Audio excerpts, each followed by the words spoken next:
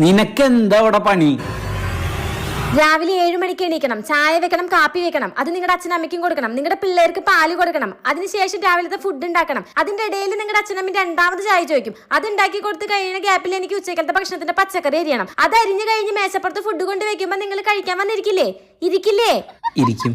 നിങ്ങൾക്ക് കഴിക്കാൻ തന്നെ നിങ്ങളുടെ പിള്ളേർക്ക് കഴിക്കാൻ കൊടുത്ത് കഴിഞ്ഞ് വന്ന് നോക്കുമ്പോഴേക്കും മണി 3 ആയിട്ടുണ്ടായിരിക്കും. അപ്പോഴേക്കും രാവിലെ തൊട്ടുള്ള പാത്രങ്ങളെല്ലാം കുന്നുകൂടി കിടക്കണ്ടായിരിക്കും. അത് തേച്ച് വെളുപ്പിച്ച് വരുമ്പോഴേക്കും അലക്കാനുള്ള തുണി ഒരു ലോഡ് ഉണ്ടായിരിക്കും. അതിന്റെ ഇടയിലായിരിക്കും നിങ്ങളുടെ അച്ഛൻ രണ്ടാമത് ചായ ചോദിക്കാം. ആ ചായ വെച്ചുണ്ടാക്കി കൊടുക്കുമ്പോ പിന്നെ അതിലില്ലാത്ത കുറ്റങ്ങളില്ല. അതിൽ പഞ്ചസാര ഇല്ല, കാപ്പിപ്പൊടി ഇല്ല, തേങ്ങില്ല, മാങ്ങില്ല. ഇതൊക്കെ കഴിഞ്ഞ് അലക്കിട്ട തുണി ഉണക്കി വെച്ച് കഴിഞ്ഞ് വരുമ്പോ നിങ്ങളുടെ അമ്മയുടെ ഒരു ചോദ്യം ഉണ്ട്, എന്താ മോളെ വീട്ടില് വിളക്കൊന്നും വെച്ചില്ലേന്ന്. അപ്പൊ തന്നെ പോയി കുളിച്ച് വന്ന് വിളക്ക് വെക്കണം. അതൊക്കെ കഴിഞ്ഞ് വരുമ്പോഴേക്കും നൈറ്റ് ഫുഡ് വെക്കേണ്ട സമയവും. അതൊക്കെ കഴിഞ്ഞ് നൈറ്റ് ഒന്ന് 12 മണിക്ക് കടന്നു കഴിഞ്ഞു കഴിഞ്ഞാൽ രാവിലെ 7 മണിക്ക് പിന്നെ എണീക്കണം. പിന്നെയും ഈ സൈക്കിള് റിപ്പീറ്റ്